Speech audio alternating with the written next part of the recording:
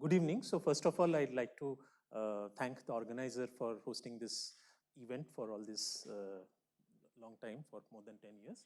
And today I'm going to talk about a model, a minimal model, which is going to, and it's an active spin model, which is going to describe the clustering phenomenon in cell aggregates in quasi 1D geometry.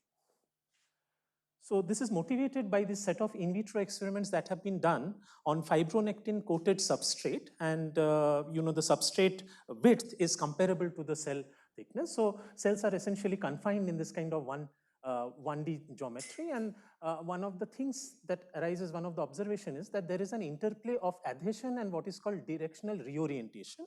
So this tendency goes by the name of contact inhibition locomotion.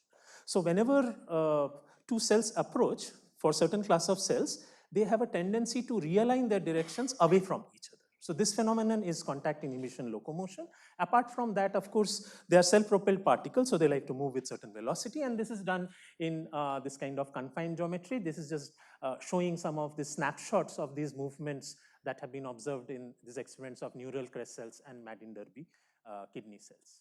And like you can see here, so you have this polarity. So there's also directional switching of which direction. So there is a certain switching of the direction of these cells, and there is of course movement and these interactions. So the questions that we want to understand is that what are the underlying principles of organization, and in particular I'll be focusing on the clustering characteristics in these kind of aggregates, in this kind of annular configurations, which is quasi 1D. And the related questions are that how do these cell-cell, different kinds of cell-cell interactions and activity regulate this clustering and motility characteristic, and under what circumstance, if any, can we expect symmetry breaking or phase transition, or at least within this model do we see that. And so this is sort of the cartoon of the model. You have this kind of ring, and you can see that there are clusters of these different sizes. So what is the translational dynamics? So if you have two species of particle, one which can move towards the right with certain rate, and one which can move to the left with certain rate, and it can move as long as there is excluded volume effect. And how we put in attractive interaction, adhesion interaction, is that if a particle breaks away from a cluster, then the rate at which it will move away is slightly reduced by this A minus delta. On the other hand, if it moves into a cluster, the rate is increased. Apart from there is a directional switching of their polarities, and that will depend on the interaction, which I'll describe later. And so in summary, the processes that are at play is, of course, you have the self-propulsion, you have directional switching of these particles, the adhesion between cells, cell interactions, and finally the alignment interactions, if any. Of course, this is a minimal model, and we are treating the cells as if they are undeformable objects, rigid objects. So what is the model? So you have the cell interaction can be understood in terms of this minimal kind of interaction Hamiltonian.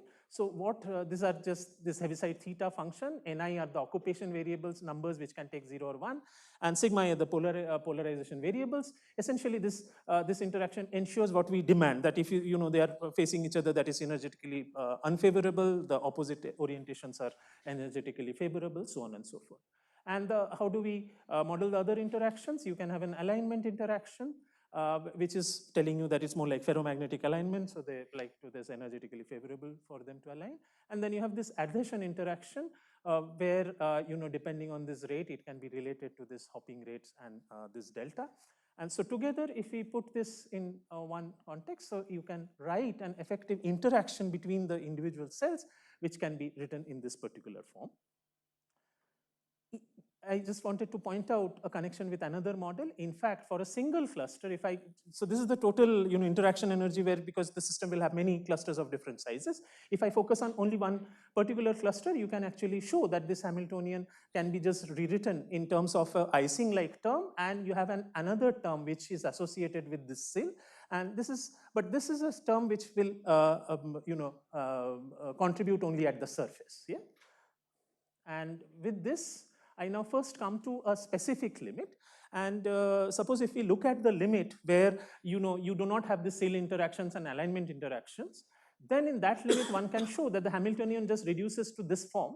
And if we are focusing in the regime where the switching rate of particles is much faster than the hopping rate, then it maps onto this scaleless model, Katz-Leibowitz-Pon model, and one can show that you can think of this mapping is that it's an Ising model with a constant magnetization ensemble, and then of course you can work out what is the average energy, average cluster size, and cluster size distribution. And just to show the comparison, these are the comparisons of these analytical results with the Monte Carlo simulation results. Finally, one can also actually talk about this kind of an approximate result for the limit where the hopping rate, the switching is much rarer. So this corresponds to that ratio. Q is the ratio of the switching rate to hopping rate to switching rate. In this limit, you can define an effective Helmholtz free energy where we can talk about minimizing the effective Helmholtz free energy, which has a contribution which is coming from the configurational entropy associated with these different cluster sizes, and an energy which is coming due to this adhesion interactions or cell interactions. And once you do that procedure, what the main result is that it gives a prediction for how the average cluster size scales as a function of Q, and it goes as Q to the power of half. And another prediction is that the PDF, in that case, the cluster size distribution, would be exponentially distributed.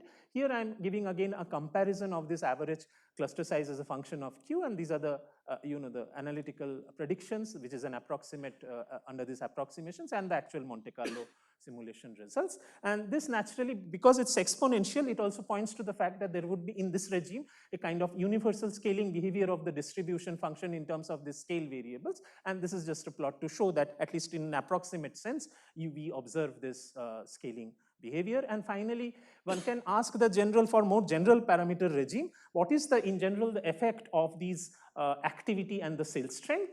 And what we see, this contour maps points to the fact that this average cluster size can have non-monotonic dependencies on the function as a function of this cell or the interaction strength and as a function of the activity. And this is sort of a color contour map to illustrate that behavior.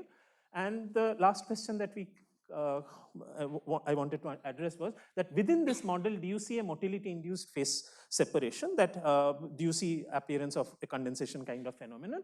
And the simple answer is that at least the numerical Monte Carlo simulation points to non-existence of such a MIPS in this particular model.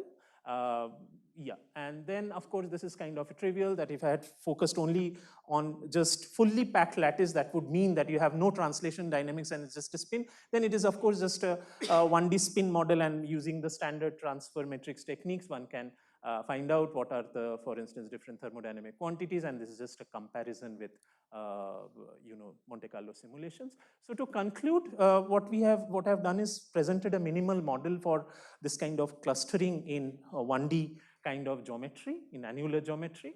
And what we have shown is that in the absence of SIL, when your switching rate is much smaller than the hopping rate, there is a mapping to this Katz-Leibowitz-Pon model, which can be solved exactly.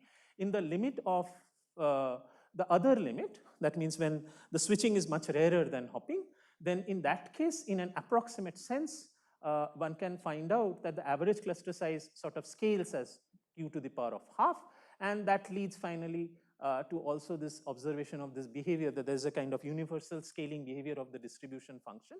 And this interplay of this activity, SIL, and adhesion shapes the clustering characteristics, and in general, it can give rise to this kind of non-monotonic behavior of the cluster size distribution. And at least for this model, we don't observe any motility-induced phase separation. So with that, I'd like to thank you. And we have a few quick questions.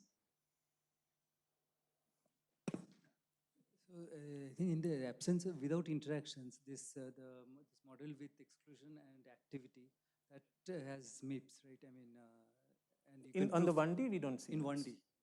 No, it's been proved. I just use there's a. I mean, I thought it has been proved. I mean that there is a MIPS transition. I mean, like see, with exclusion. With strict exclusion rules? With exclusion. No, but you allow for particle crossing. You allow for particle. But there's no particle crossing. This is strict exclusion.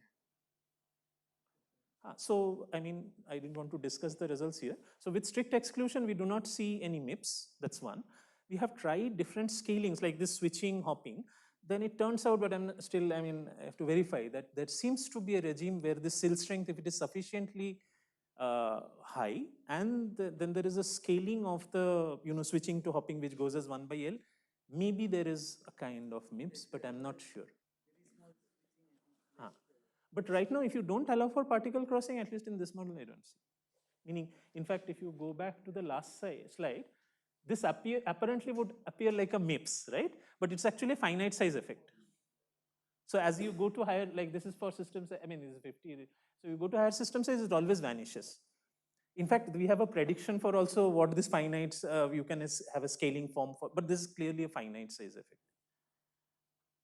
So yes. Any more questions? If not, I think we can thank the speaker. Okay, thank you.